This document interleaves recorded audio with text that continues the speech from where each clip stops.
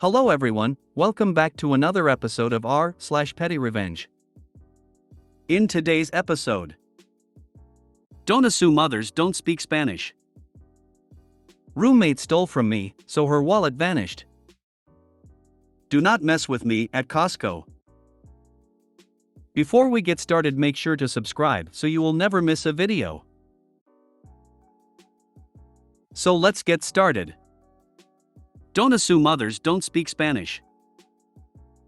So, I'm a bridal stylist. I help people find their wedding gown. I love my job, and 99% of the time, it's a happy, wonderful job with great coworkers and customers. And then there's the 1%. I had a bride today who was very sweet, but just didn't connect with the gowns we had. That's okay, it happens sometimes. She was fine. But her mom, and somehow, it's always the mom or the aunt, was decidedly not happy, and decided to shit-talk me in Spanish the whole time. Does this woman know what she's doing? She's pulling nothing but ugly gowns.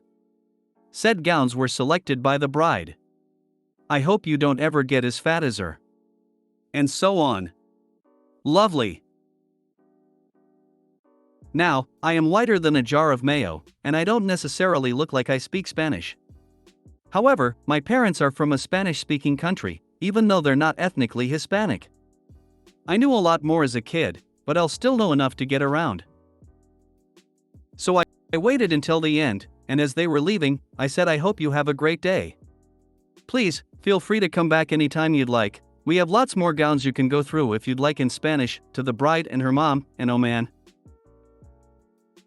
You know how good it feels when you're in a ton of pain, and the doctor finally gives you something that works, and you're suddenly not feeling any pain anymore?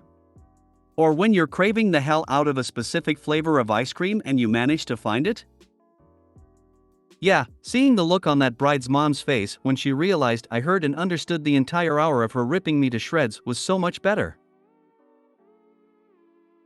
I had just finished working for 6 months in a museum in Chile, and had learned enough Chilean Spanish to get around the country easily. I could understand most folks. My accent sucked, but anyways. My folks wanted to come visit me in my final days in the country, so we met in Santiago and headed to Valparaiso for a long weekend, plans to eat well and do tourist things. One of those tourist things was a walking tour of the city. On this tour, we hop on a famous city bus that's been in use for a long time. Our tour group is moving quickly, and the guide tells us to just find a seat. We'll be getting off in a few blocks. I rush to the back to the first empty seat, which happens to be in the middle of a group of high school age girls. At this time I was a moderately good-looking young white male, thin, tallish, and full head of hair still. As soon as I sit down, one girl says to the girl I've sat next to, "I think he likes you, he sat right next to you."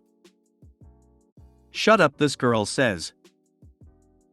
Her friend continues to pester the girl next to me. "Say hi, he's pretty. Maybe he's staying in town tonight." I said shut up. This poor girl cries. They keep talking like this until my tour guide tells us it's our stop. We go to get off the bus. I couldn't resist. I turn to the girl who was sat next to me as I get up, and in Spanish say, "Quizás el próximo vez, maybe next time." The girls all scream as I turn around laughing. I felt super cool. What size shoe was she wearing when she realized her foot was in her mouth? That gives me a Justice Lady boner. I'm short, medium brown, and when I was with my tall, blonde, light-skinned friend in Puerto Rico, people spoke Spanish to me, but were answered by her. She teaches Spanish and I'm barely able to get around. Their faces were so cute when it happened. Smiley face. Ha ha ha. I worked in a predominantly Hispanic city and am white, and so is my coworker. Difference is, she is Portuguese but grew up in said city and knows Spanish very well, but talking to her or looking at her, you'd never know. We go to this pizza place and the guys behind the counter keep talking about us in Spanish, but you didn't need to speak the language to know what they were saying. So when we were ready to pay, she starts saying everything in Spanish to them and the look was everything. I'm an older American woman and I speak Spanish as well. You're right, never assume. Roommate stole from me, so her wallet vanished.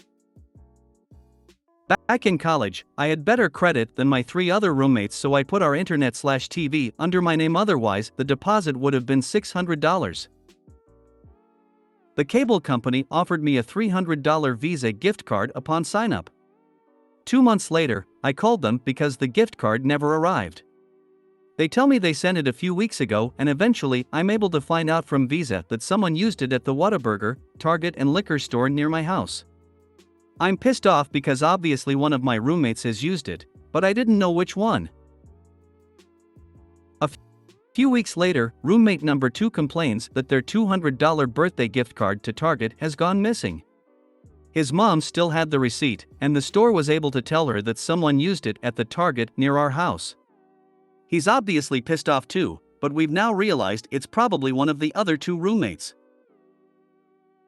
Couple weeks after that, roommate number 3's wallet disappears.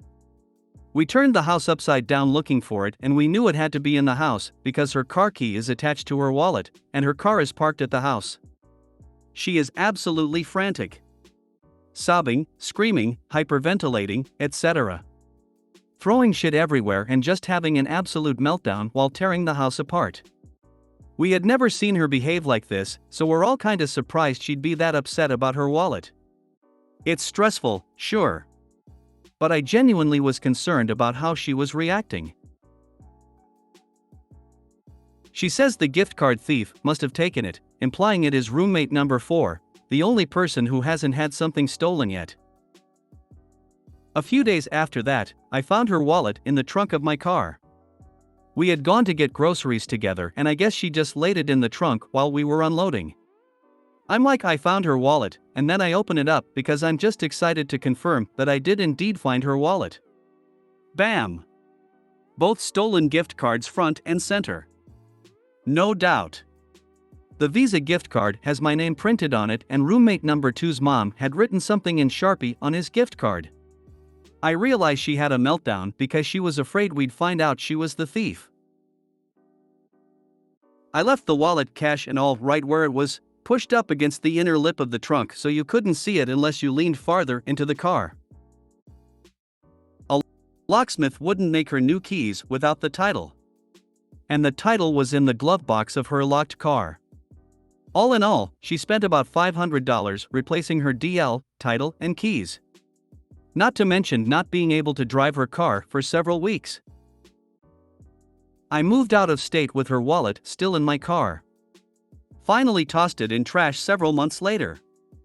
Sometimes the universe assists you with petty revenge. Did you ever tell your other roommate that you found out who the thief was? I did. Apparently Target was able to tell him that the thief purchased some specific makeup products, so he snooped in our rooms for it.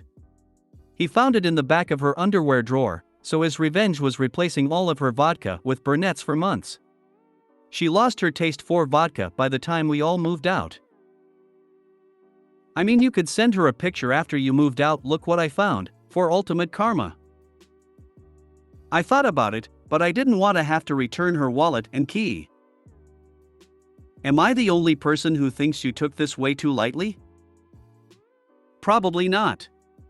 My adult self probably thinks I took it too lightly, but it's pretty funny in hindsight.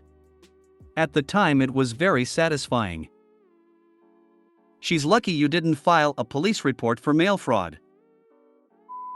Do not mess with me at Costco.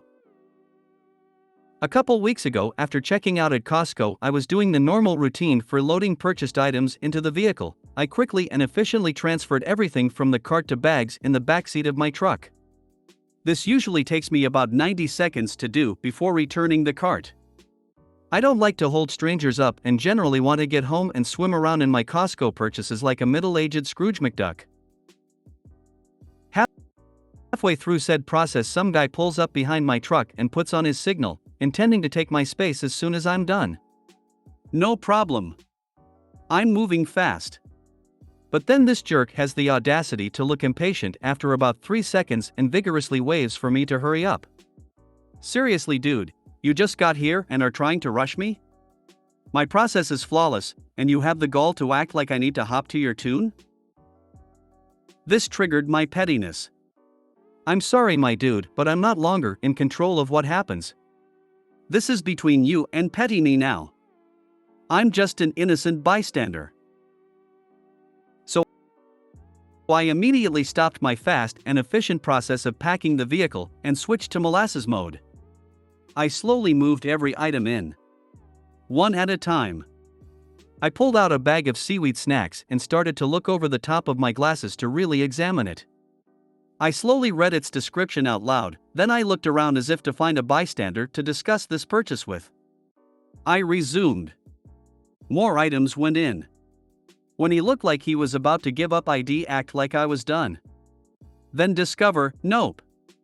More items still in the cart. I drug this on for about 5 minutes, making him wallow in place, trapped by the sunken cost of how long he already waited. I'm now done, and getting behind the wheel. He seemed relieved, like the blood vessel he was about to rupture with impotent rage was finally easing. So I back my truck up. Slowly. I stop. Pull forward to reposition, and the slowly back to again. I'm channeling my inner Colin Robinson, and making this process as excruciating as possible. I backed up slowly, far more than I needed, until he thought I was going to hit him and started to honk. And finally I drive away. I know this doesn't compare to most petty stuff on here, but it amused me and I wanted to share. Edit: I forgot to mention the cart return was directly opposite my truck in the aisle. I'm quite tall and took very slow, deliberate strides. Unfortunately, the return was empty, or I would have spent time nesting and adjusting all the carts for better spiritual alignment. Edit 2: I forgot the other masterstroke of time wasting, sitting there with the reverse lights on but not moving. Knowing the slight surge of relief, thinking I'm finally going to leave, when in reality I was describing to my partner what's been going on, and why I'm wasting time. I once did this to a silly cow that even beeped at me to hurry up. I got into the car, started it up, my reverse lights came on, she was practically touching my bumper at this point, then I turned off the car, got out and decided to get a coffee for the journey home. I don't like to hold strangers up and generally want to get home and swim around in my Costco purchases like a middle-aged Scrooge McDuck. This, and the pettiness, I want to marry you. No partner helping them load stuff into the truck, you may have a shot. Darn, I forgot to buy toothpaste.